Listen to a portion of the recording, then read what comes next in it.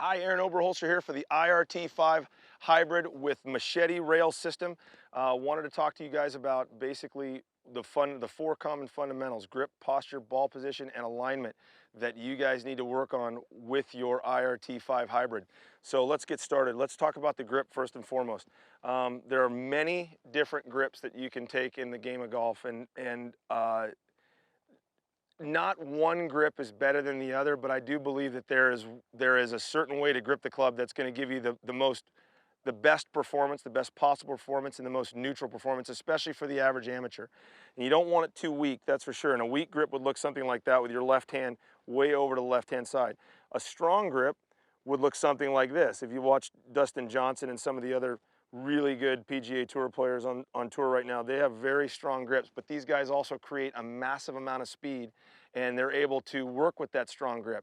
I'm afraid with the speed that a lot of amateur golfers create, they're not going to be able to get the ball in the air with a grip such as this. So I want to see guys with a neutral grip, and to neutral to just barely strong.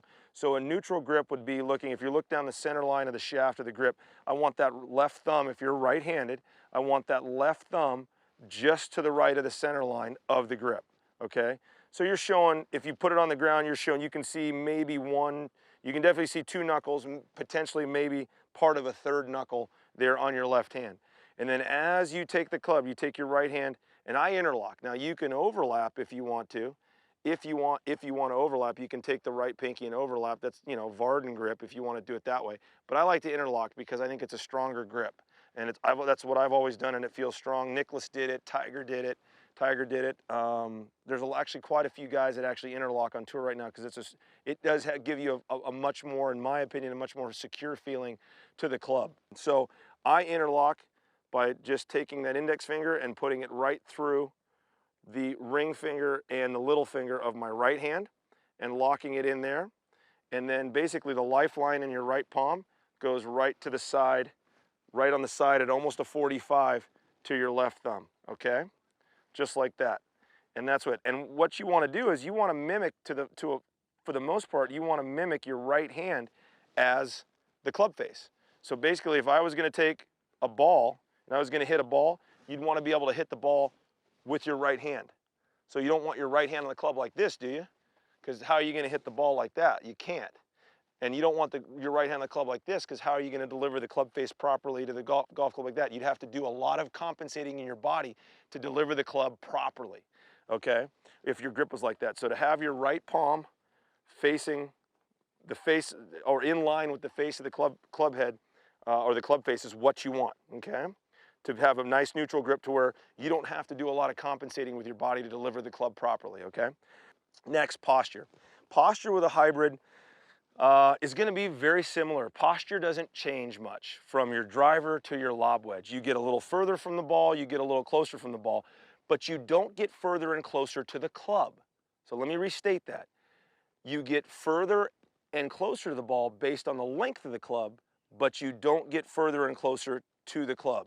So the one thing about posture and spatial relationship with the ball is what I want to get into. So you're obviously farther away from the ball than you would be in a wedge. But in a wedge, I still have the exact same angles, and I'll always keep those exact same angles, okay, in my body. I'm just farther away from the ball because the club is longer, all right? What doesn't change at all is my spatial relationship from the club, from the butt of the club. That stays consistent. And for me, to feel really comfortable, that's 4 spread fingers from my pant line right there to the club.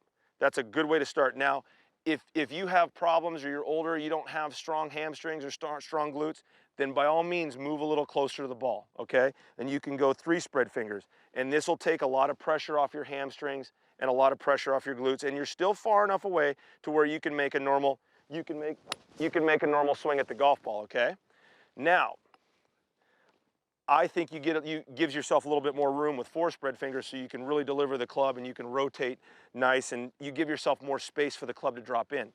But if you have a problem maybe with your hamstrings, you can't hold that position, by all means get a little closer to it, but no less than 3 spread fingers, because then you're just 2 on top of the ball and you're giving yourself no room to swing the golf club. That's posture. That's spatial relationships from the ball with a hybrid. That's crucial. Now, we talk about alignment. Well, alignment's pretty simple. There's a set thing that I do every time in my routine to align myself to whatever target that I want. And it's picking an intermediate target a couple feet out in front of the ball and aligning it to the target in the distance. So I would walk back here, I would pick out the flag that I'm looking at, or in this case, there's a range picker down there at the end of the range, and I'm picking, so that's my target. And then I pick a spot 2 feet in front of the ball where I'm lining it with a range target, and I walk into the ball looking at that spot on the grass. This takes practice, by the way. So, and how you can practice that is by laying dimes, 3 dimes out, or 3 tees kind of buried halfway in the grass to target, and you can work on looking at each 3 tees and each tee and how it aligns to a different target in the distance, so you get used to looking at a spot on the grass ahead of your ball, okay? So you can go into it. I've got my spot. I've done this so many times I could do it in my sleep, and because it's just part of my routine. Check my target in the distance, check my target short, check my target in the distance one more time as part of my routine, and then go swing the golf club.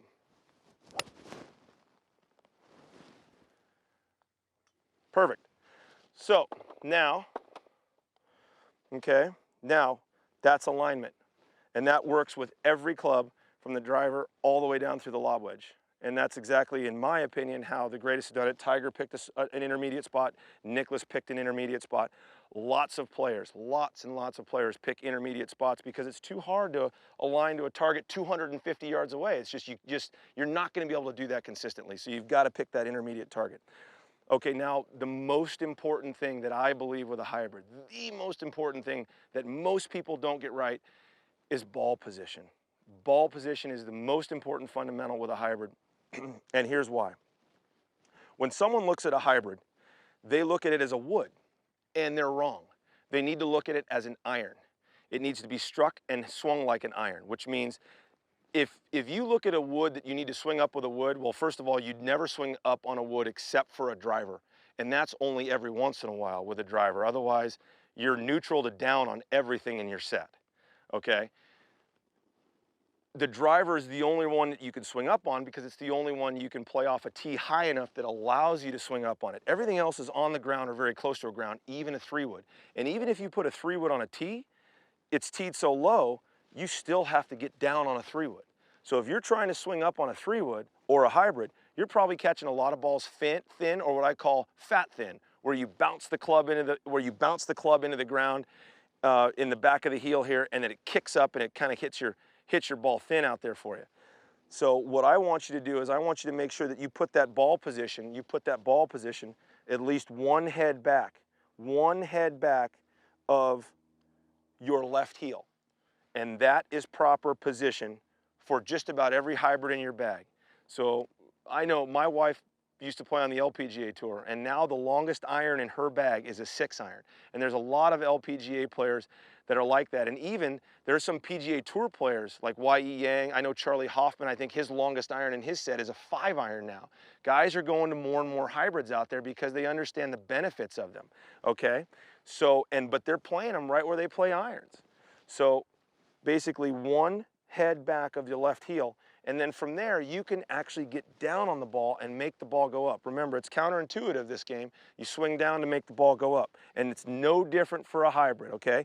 If you're struggling getting your hybrids in the air, it's because you don't have enough loft, or you don't have the right shaft. Your shaft isn't light enough or flexible enough to get the ball up in the air for you, because you should be swinging down. If you're swinging up on it or not hitting it well, it's probably because you are swinging up on it, and that's why you're hitting a lot of grounders with it, all right?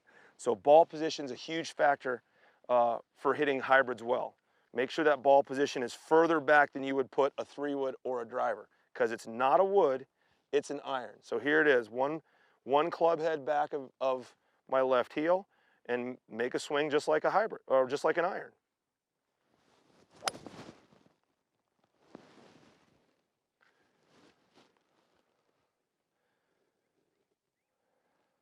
Perfect.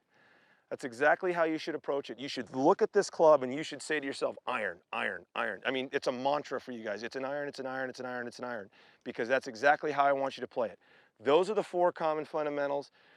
for hitting a hybrid, or for hitting, in some cases for hitting any club, but the biggest one that you guys need to remember is the ball position. The ball position is gigantic for hybrids. You don't want to play it too far up, or else you will have all kinds of issues getting the ball in the air, getting the ball to do what you want it to do.